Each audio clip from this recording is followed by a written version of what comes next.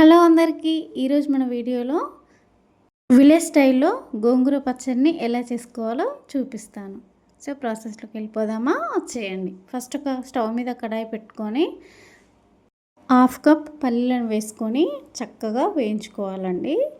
స్టవ్ని లో to medium ఫ్లేమ్లో మాత్రమే పెట్టుకొని చక్కగా వేయించుకోవాలి. ఇలా నేను చూపిస్తున్న విధంగా వేయించుకుంటే సరిపోతుందండి.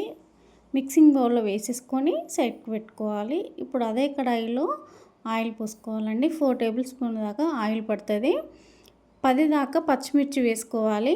అలానే 2 కట్ చేసి పెట్టుకున్న టమాటా ముక్కల్ని కూడా వేసేసి ఇలా ఒకసారి కలిపేసుకుందాం.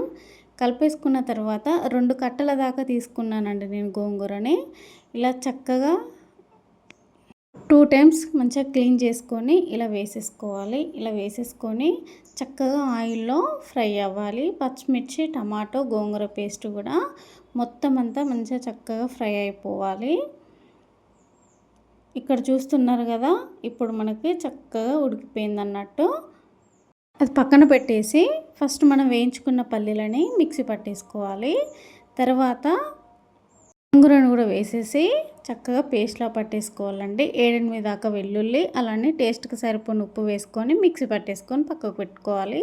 మళ్ళీ స్టవ్ మీద ఒక బౌల్ పెట్టేసుకొని ఆయిల్ పోసుకోవాలండి. పోపు దినుసులు వేసుకుందాము. 1 టేబుల్ స్పూన్ శనగపప్పు, ఆవాలు, జీలకర్ర, 7-8 దాకా వెల్లుల్లి, అలానే 3 చించుకొని వేసుకోవాలండి ఎండుమిరపకాయలను. అలానే 1 ఉల్లిగడ్డ కట్ చేసుకొని వేసుకోవాలి ఇలా పెద్ద సైజుగా.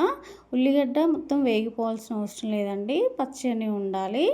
కొంచెం చిటికెడు పసుపు వేసుకొని కలుపుకొని ఒక 2 మినిట్స్ తర్వాత మనం ముందుగా ఏదైతే పేస్ట్ చేసుకున్నామో గోంగూర పేస్ట్ని అంతా వేసేసి ఇలా చక్కగా కలుపుకోవాలండి.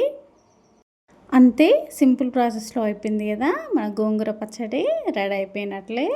మీకు కనుక ఈ రెసిపీ కనుక నచ్చినట్లయితే తప్పకుండా మన ఛానల్ని సబ్స్క్రైబ్ చేసుకోండి. Thanks for watching.